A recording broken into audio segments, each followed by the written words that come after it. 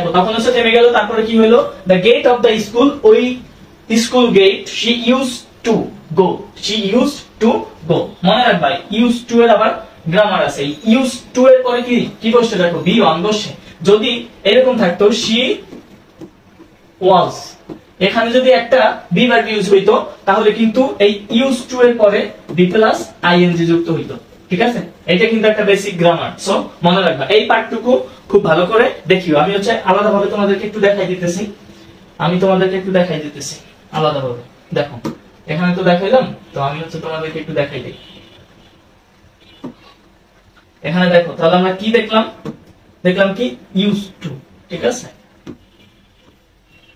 Use to এর নিয়মটা হচ্ছে আমরা দেখব। দেখো ওখানে কি আছে, শি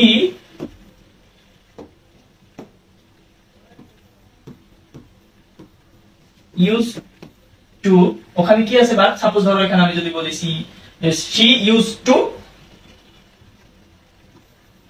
ডু, হ্যাঁ আমি জাস্ট বললাম এখানে। এখন ইউজ টু এর হচ্ছে দুটো নিয়ম। এখানে দেখো শি এর পরে কিন্তু কোনো অক্সিলিয়ারি ভার্ব নাই, কিন্তু তুমি যদি এভাবে লিখো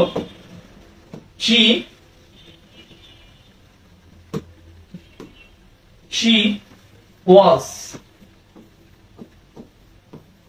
used to, এই ক্ষেত্রে কিন্তু কি হবে, ভার্বের সাথে আইএনজি যুক্ত হয়ে যাবে, ডুইং। দেখো এই ক্ষেত্রে কি হয়েছে, শুধু এই ওয়াজ থাকার কারণে এখানে ইউজ টু এর পরে ভার্বের সাথে আইএনজি যুক্ত হয়ে গেছে। এইটা হচ্ছে ইউজ টু এর দুটো নিয়ম। এমন যদি থাকে, যদি তোমার বি ভার্ব না থাকে তাহলে হচ্ছে ইউজ টু এর পরে কি বসে, সর্বদা বি ওয়ান বসে।